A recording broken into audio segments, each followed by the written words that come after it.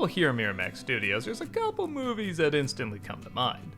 The Tarantino films, maybe some of the Kevin Smith movies, and almost inevitably, Good Will Hunting. A film that I liked when it came out, but has some reservations about, but looking back years later, yeah, I can see why everybody really loves this movie. It actually is pretty damn good. Will is a janitor at MIT who's a pretty run-of-the-mill guy. He likes to just go drinking, go on dates, hang with his friends, just generally waste time. But when a teacher puts up an incredibly difficult math problem and invites the students to solve it if they can, Will solves it on his own but doesn't take the credit. He's eventually discovered by the teacher, who's shocked to find he really has no interest in making a life in mathematics. In fact, he has no interest in making a life for himself at all. So he sets him up with a therapist, played by Robin Williams, who tries to see if he can find a way to break through to him and show that his life and his gift are more valuable than he gives credit for. Alright, so this isn't the most original idea. Like, everyone I feel like has heard a story similar to this, whether it be in fiction or even sometimes in real life. But what really sets it apart are the performances, which with this cast you can assume is very, very good. I mean, you got Matt Damon, Ben Affleck, Robin Williams, Minnie Driver.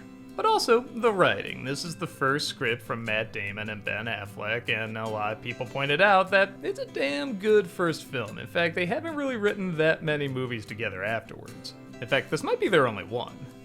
There's a lot of moments in this movie you've seen in other films, and I think when I was younger I didn't like that because I felt like it was nothing that new. I kinda knew the steps and the points and the tropes and everything, but listening to the dialogue again, they're very good at crafting it in a way that's believable. Like, he has to go through these other therapists before he gets to Robin Williams, and, he doesn't take it seriously, and they're all like, oh, I've never been so insulted. At least, that's how I remember it. But looking back and really watching what they say and how they say it, it is believable. Like, these people do have other lives to go to and important things to handle, and to some extent they do ask, why is this guy worth it? Why don't you just let him live his own life? So he doesn't want to be a math genius, so what? The relationship with the Minnie Driver character is good, but I was kind of waiting for that third act breakup that feels so forced, and I always hate that in movies because, again, they're so contrived. But here, it does make sense because Matt Damon's character truly is lost, and every time he starts to get a path, he derails from it. And this movie really does go into why, where I feel like other movies don't really do that. They just kind of have the third act breakup to have a third act breakup.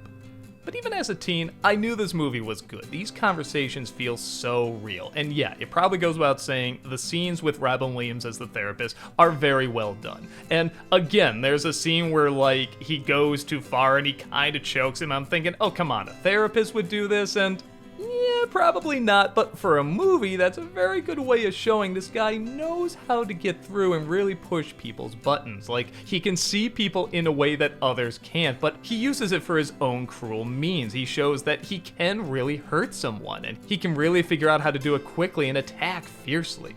To a point where Williams' character not only feels really bad, but now he kind of feels like he owes it to this kid to give him some really good help. Everything I had a little bit of a problem with when I was younger, even though, again, they weren't major things, I found out years later really do hold up better. This movie is crazy quotable. I think everybody knows the apples line. I think everybody knows the it's not your fault line. I think everybody knows the conversation about the Unabomber. These are well-written moments that feel very real, but do have a real believable structure to them. They sound like natural conversations, but they're memorable conversations, and they do drive the story forward, and we find out more about the characters the more they talk, as well as how they act. If I do have one problem with the movie, it's that maybe their Boston accents are a little too heavy. Maybe it's because we know how these actors talk in real life, and yeah, I don't know, just something about them doing the really thick accent and everything, it just sounds a touch phony to me. But it's not to a point where it hurts the emotions of the characters. I don't know, is there anything I can really add to this movie that hasn't been said a million times in the past? It's great, it's well written, it's well acted. Everybody's interesting, everybody's revealing something as the film goes along. They don't just feel like they're there to move the story forward or just make things happen. Like, you do find out about what makes them tick and why they do the things they do. It isn't just the main character. Honestly, I wish I could have more to say about it, but most of you already know why it's good. However, if you had some reservations about it, like I did when I was younger, I'd definitely say check it out again. It is a flick that manages to get better over time.